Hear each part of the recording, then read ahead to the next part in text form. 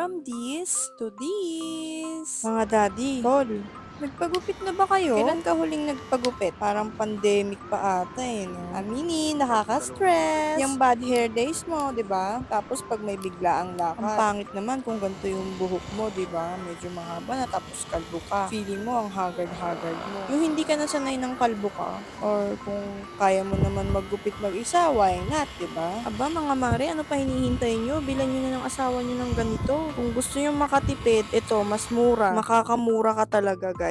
Hindi mo na kailangan pumunta ng barbershop, di ba? Minsan pipila ka pa para lang magpagupit. So, ito na yung hinihintay nyo, guys. Dito lang sa bahay, i-charge mo lang yan, gugupit ka na. Napakamura lang neto, guys. Wala pang 1K.